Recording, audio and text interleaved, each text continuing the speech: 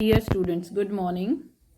Today we are on the heading let's listen के ऊपर मतलब आओ सुनिए इसके ऊपर हैं आज हम इस हेडिंग के ऊपर। और क्या है देखो इसके अंदर एक लोयन के बारे में एक छोटी सी पोयम है ये जो कि लिखी है जोसेफ जी फ्रांसिस ने। ठीक है, देखो क्या है स्टोरी में, मतलब इस पोयम में a lion emerged from his lair, कि जो एक लोयन है वो बाहर निकलता है। इमर्ज्ड का मतलब निकलना, एग्जिट होना। ठीक है, बाहर निकलता है फ्रॉम हिज लेयर, अपनी लेयर से। लेयर क्या होता है? जो गुफा होती है ना शेर की, मतलब किसी भी जानवर की जो रहने का स्थान होता है उसको हम लेयर बोलते हैं। ठीक है, तो वो अपनी गुफा से निकलता है। For a short summer cut to his hair, एक छोटी गर्मियों के लिए वो अपने बाल कटवाने के लिए निकलता है।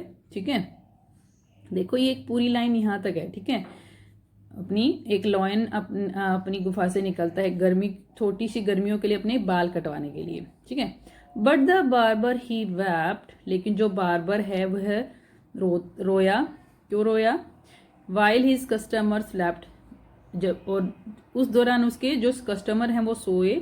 क्यों सोए? अब देखो, as they waited their turn in the chair, क्योंकि उन कस्टमर्स को, उन ग्राहकों को क्या करना पड़ रहा था? वेट करना पड़ रहा था अपनी बारी का, अपनी चेयर में। क्यों?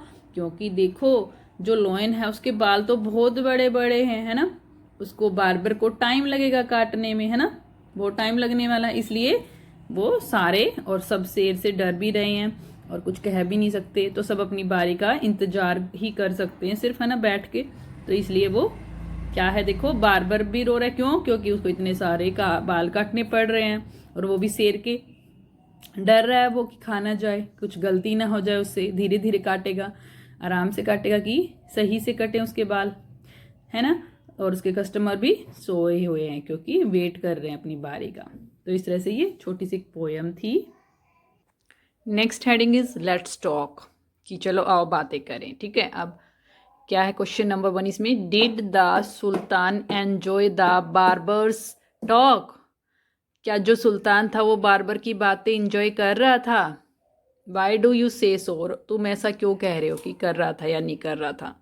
ठीक है, अब देखो जो सुल्तान है वो बार्बर की बातें एंजॉय नहीं कर रहा था क्योंकि उसको जल्दी थी और वो सोच रहा था कि जल्दी से मैं जाऊं, ये मेरे बाल काटे और मैं जल्दी से जाऊं। ठीक है, तो आंसर क्या होगा? No, the sultan did not enjoy the barber's talk, कि नहीं सुल्तान बार्बर की बातें एंजॉय नहीं कर रहा था। ठीक है, आई से सो, मैं ऐसा क्यों कह रही हूँ? बिकॉज ही गेव, क्योंकि उसने दे दिया, ऑल द फूड, सारा फूड प्रिपेयर्ड फॉर हिम, उसके लिए जो तैयार किया गया था, टू द बार्बर, बार्बर को, in order to get rid of him, उससे छुटकारा पाने के लिए उसने अपना सारा फूड दे दिया। नहीं तो अपना फूड क्यों देता वो, अगर उसे छुटकारा नहीं पाना चाहता था तो इसलिए वो एंजॉय नहीं कर रहा था। एंजॉय करता तो देता ही नहीं अपना फूड।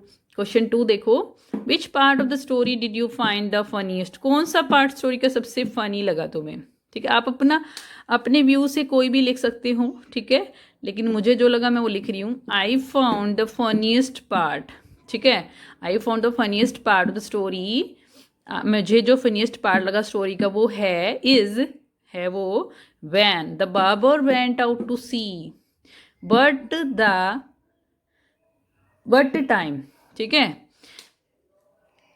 इट वाज, कि जब बार्बर बाहर चला जाता ये देखने के लिए कि बट टाइम इट वाज, कि ये क्या टाइम था। ठीक है, leaving behind the sultan's head half saved, सुल्तान के सिर को आधा सेव की करके छोड़ के वो बाहर चला जाता है।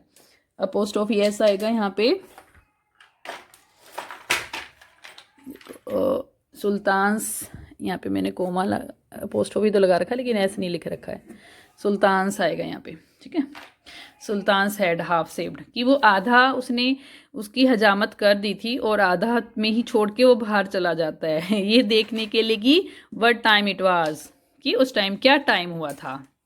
ठीक है, क्या समय हुआ था। तो ये फनीएस्ट पार्ट लगा मुझे। आप अपनी मर्जी से भी लिख सकते हैं कोई भी, उसमें आपको जो फनीएस्ट लगा, सबसे मज़ेदार, जो जिसमें हंसी आई हो आपको, वो आप लिख सकते हैं।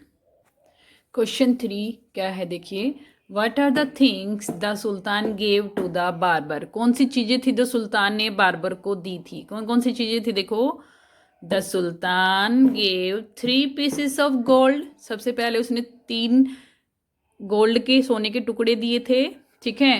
Coma, all the food prepared for him, जो सारा खाना उसके लिए बनाया गया था वो, एंड फ्रूट्स, और फ्रूट्स दिए थे टू द बार्बर, ठीक है।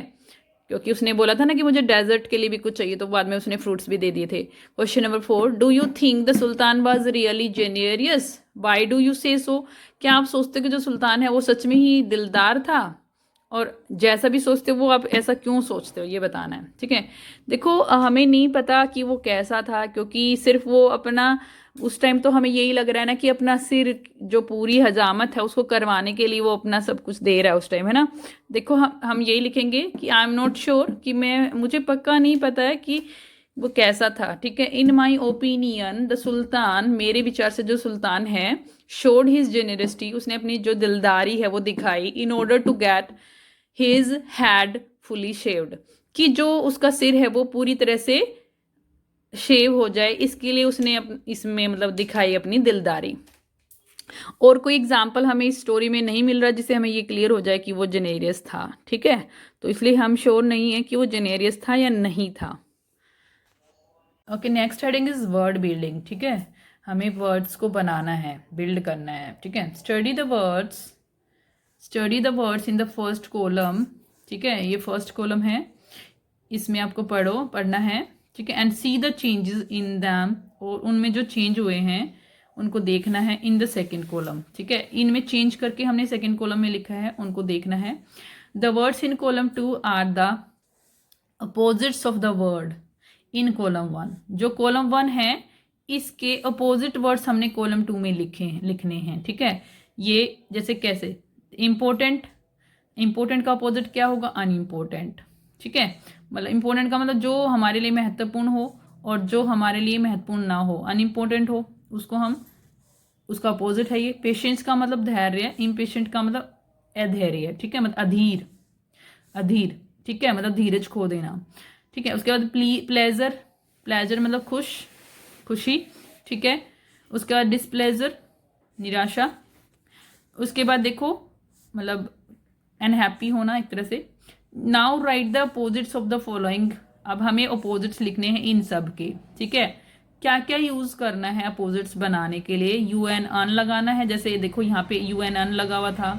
आई एम लगाना है, जैसे देखो इम्पेशेंट में आई एम लगा हुआ था, ठीक है। उसके बाद डिस लगाना है, जैसे डिसप्लेजर में डिस लगा हुआ था। तो इस तरह से हमें अपोजिट्स बनाने हैं। अपोजिट का मतलब उनके उल्टे, विपरीत शब्द। अपोजिट्स का मतलब उनके विपरीत शब्द। किसके विपरीत शब्द? इन शब्दों के, ठीक है। विपरीत हमें बनाने, मतलब अपोजिट वर्ड्स बनाने हैं।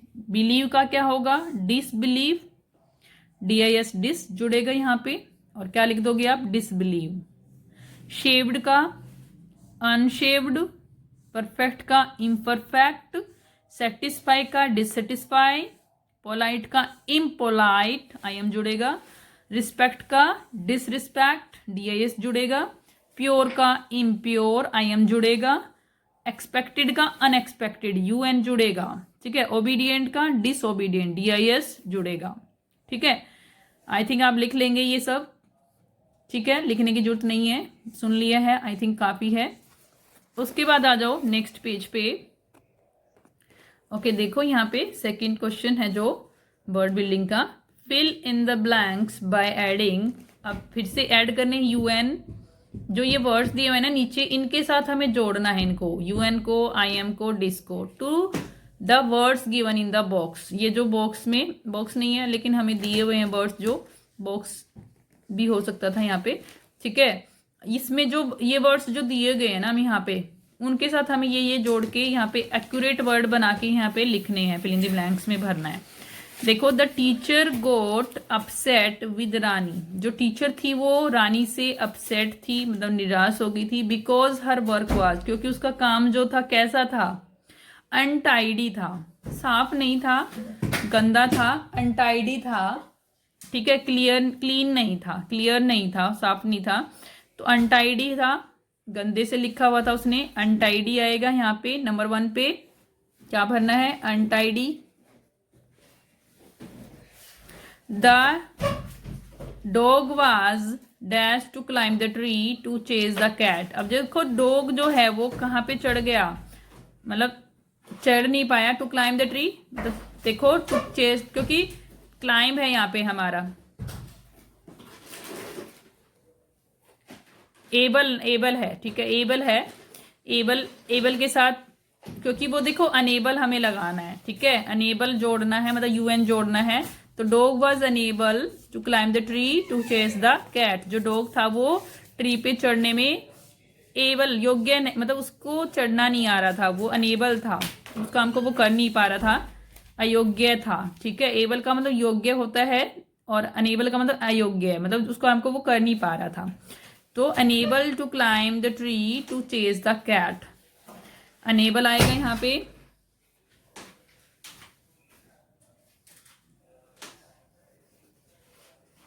उसके बाद देखिए I dash hot milk I like it cold, ठीक है, कि देखो hot milk, I like hot milk हो सकता था, ठीक है, क्योंकि यहाँ देखो लाइक है, लेकिन हमें क्या लिखना है, उसका अपोजिट लिखना है।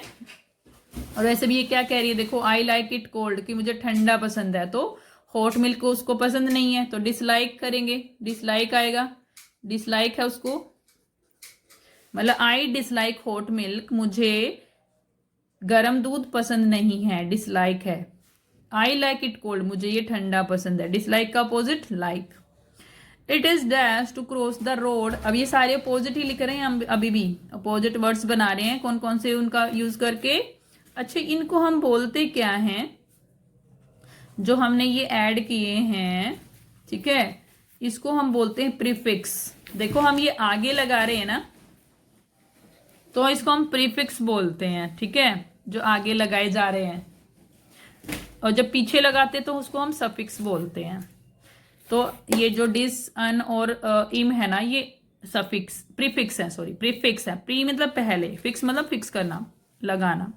It is dash to cross the road during peak traffic hours. क्या है, जो पीक हावर्स होते हैं ना, मतलब जब ट्रैफिक ज्यादा होती है तो क्या हो जाता है, मुश्किल हो जाता है, पॉसिबल नहीं होता है रोड को क्रॉस करना, तो इम्पॉसिबल आ जाएगा यहाँ पे।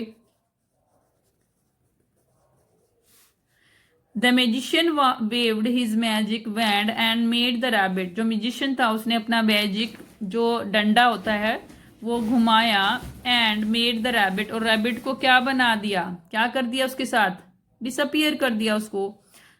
पहले वो अपीयर था, दिखाई दे रहा था, अब अपीयर का अपोजिट क्या है, डिसअपियर कर दिया। डिसअपियर मतलब उसको इनविजिबल कर दिया, वो दिखाई नहीं दे रहा, ठीक है। उसके बाद देखो passengers became dash when the train was late again. जो पैसेंजर थे वो क्या हो गए, अब जब ट्रेन लेट होती है तो हमें क्या होता है, हम अपना धीरज खो देते हैं, हमें गुस्सा आता है ना, तो इम्पेशेंट आएगा,